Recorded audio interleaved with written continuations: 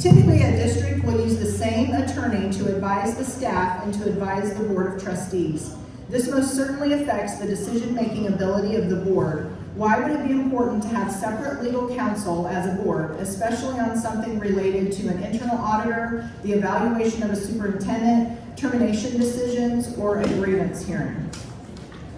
So all I can do is share my experience, and again, I do not speak for the Round Rock ISD School Board. I speak only for myself. The reason that I say that, you guys, it's not a joke. When Mary and I come up here, when these guys come up here, this is at great risk to ourselves. We have to make that very clear because they're looking for ways to get us off of these school boards. So in our school district, we have several lawyers. So maybe in other school districts we don't, that's why you're advocating for this, but we have that.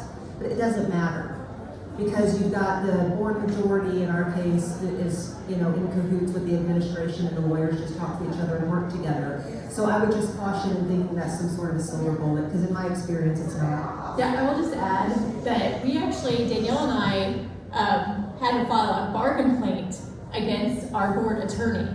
That board attorney now does not come to our meetings.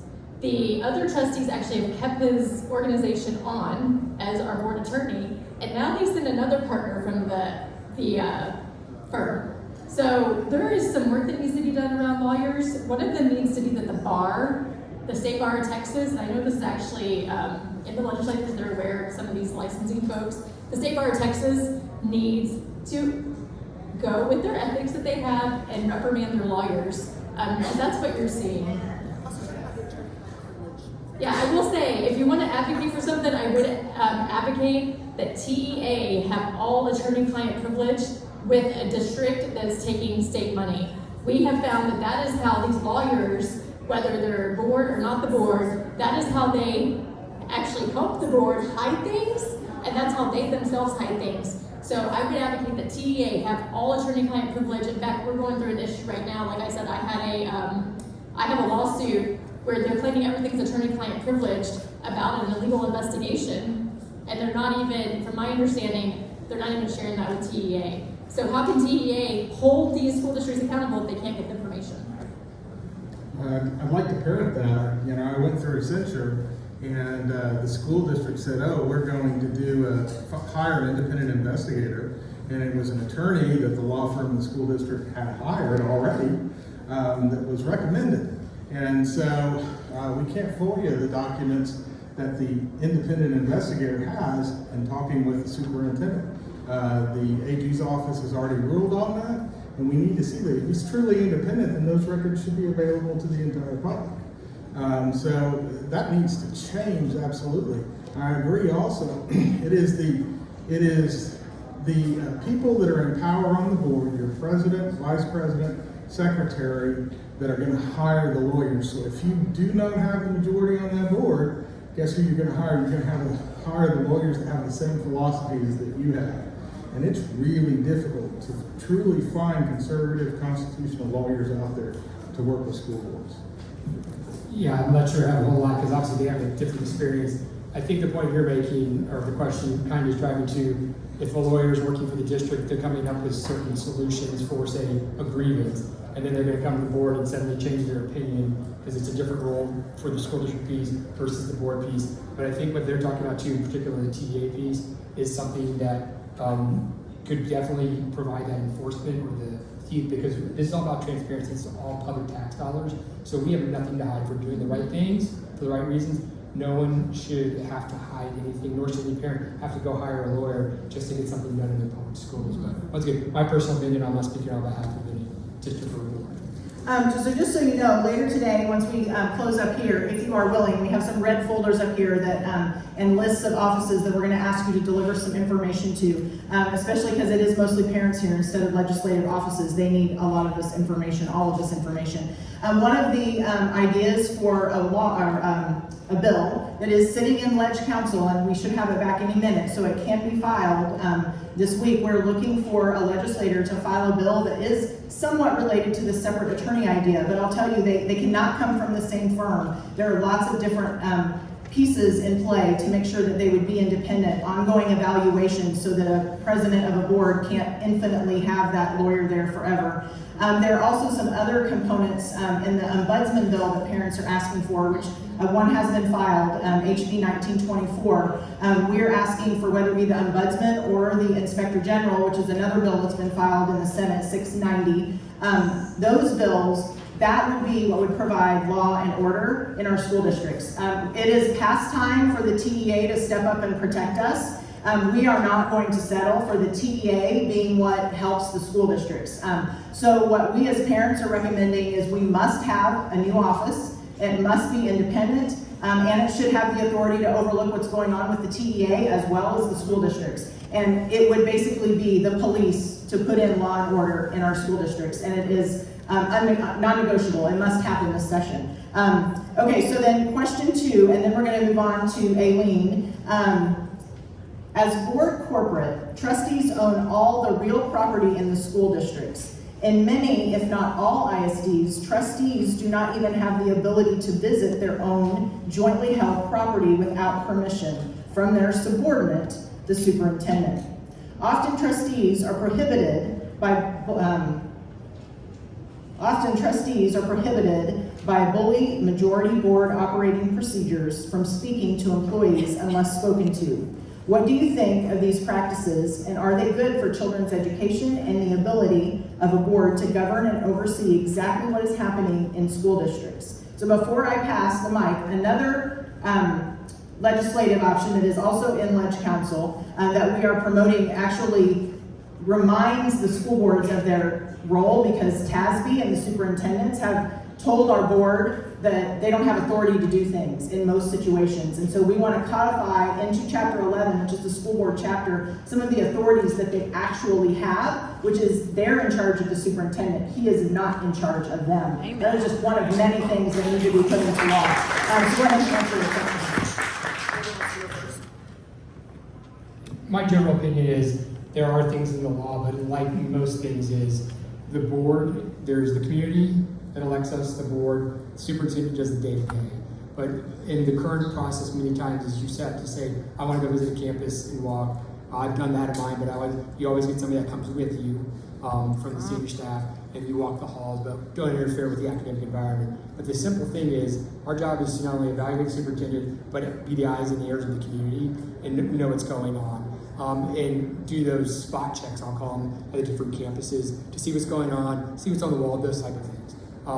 It's important that we have that independence, because we do not just oversight, but there's the governance piece, which is to govern, which is to means we set the policies. But from my understanding, this has been long in the making between the way contracts and board operating procedures have been for years, and it's been structured that way. There are ways to do it, and boards could change it if you have enough people that want to, but there's no inertia there or no impetus to change, because so often people go, oh, well, day to day, I'll show up when I can. But we need to be out in the community, because our job is to represent the community. So there are things that I think we can do to improve the process and clarifying roles and responsibility. It's there, but make it even more codified or more delineated would be an additional enhancement in my opinion. So I'll just say that school board member behavior is directed by your local school district's board operating procedures. So that's where the board, as a body corporate, decides, what it's going to allow and not what the norms are going to be. Now, I'll tell you, Steve and I are both former Air Force officers. We have experience, obviously, with having an IG in the Air Force on different bases. One of my tours, I was the executive officer for a group commander, and he was a full colonel, and he told me that the way he got his best intel was not by listening to his subordinates, but it was by just popping up on different facilities, different places, and just observing, asking questions when he was not expected. Well, we as the school board members, we are the distinguished visitors. We should be, our community should expect, and I think if you ask most voters, they probably think that school board members just pop in and out. But what they do is these boards with their operating procedures, the majorities were usually in cahoots with the administration or the local chamber of commerce, and that's a whole different conversation. But they write the board operating procedures to prevent it, so that if you do it, then they go after you for censure, or they malign you, or they smear you, and they say, you're the dirtbag, you're the problematic person, you're bothering teachers on campus. They make all this stuff up. But it's in the board operating procedures. And ultimately, guys, it goes back to the elections. The elections are very difficult to win when you're in a minority. Yeah, and I just want to add, because I have a similar story. When I was working for one of my bosses, the base commander. The 3-star general flew in. The exact same thing is, he landed, didn't tell anybody he was coming. Colonel found out, got real nervous. The general said, I'll come talk to you when I'm ready. And he went down to the shop with the young airmen who were doing the work because there had been some concerns. And he came back, but to see my boss very concerned, it was like, you show up where you need to be, look at whatever you choose to look at, and do your own spot inspections. And that is one of those things that, back to Mrs. Weston's point, is that we ultimately need to ensure that we're doing that, and that's a long process through board operations. So there's flexibility there, but roles and responsibilities clarified in Chapter 11 may not be a bad way to enhance that conversation. It absolutely needs to be codified. I've been censured, and they did that to keep me from popping in on the schools, because I was seeing mismanagement going on, and I was changing some things with what I saw. So now I can't go unless another board trustee goes with me, and I have to give them 24-hour notice before I go. What the heck is the purpose of that? And there's no other trustee that'll go with me, because none of them are willing to call out things that they see. And so, most of our principals are pretty decent principals, but when you start noticing things, then you're supposed to go to the superintendent and get things changed. And they don't want that conversation happening whatsoever. So what's happening is, as you're elected, the people's voice is muted through this action. And that needs to be completely turned around and codified. So. Can I just add that in our district, we saw this go away because they were finding things that maybe the community wasn't happy with. So this is just transparency has gone away. This will bring back transparency. The community expects it. And the easiest analogy is that I have a teenage daughter. She drives, she has a job. I just govern her now, right? Like, she's pretty independent. She doesn't get to lock her door. She doesn't get to tell mom when I get to come in. She doesn't get to tell me what she does in her room. She doesn't get that.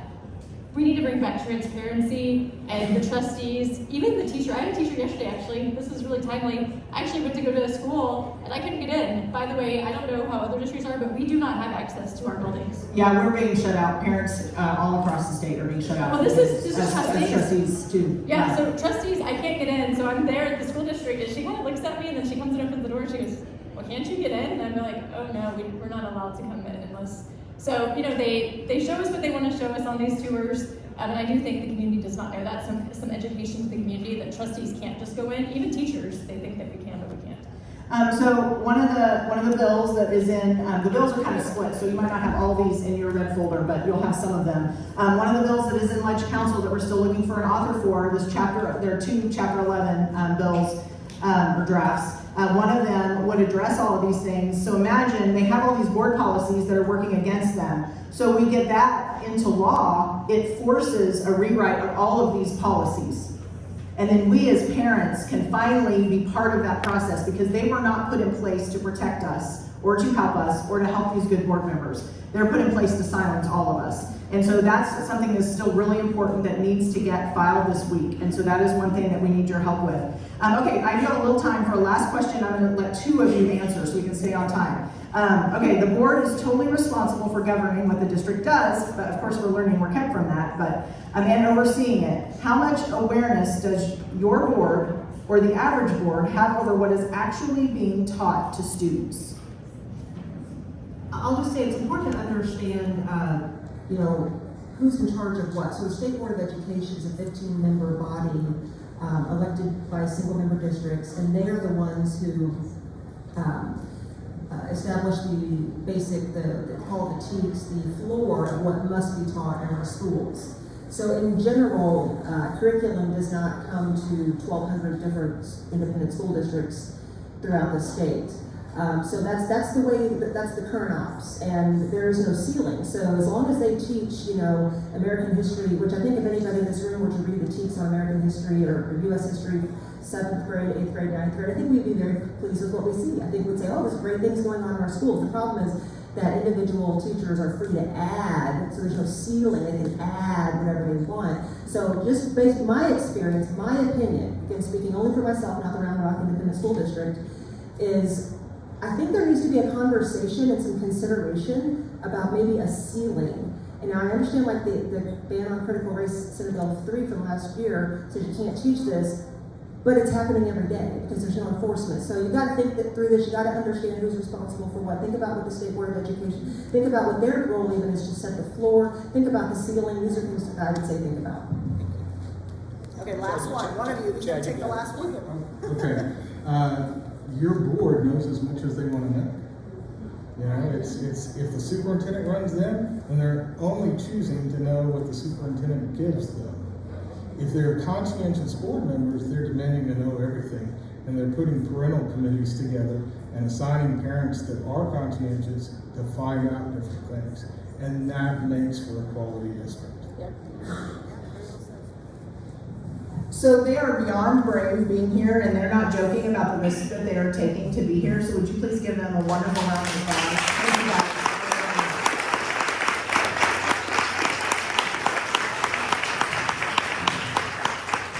So next I have Aileen Blakowski, who's going to come up, and then Perla, you're on deck, and then our mental health group will come up right after that, all of you. So if you are in Lee and Monica and Dr. O'Loughlin's mental health group, including the testifiers, you guys will go after Perla.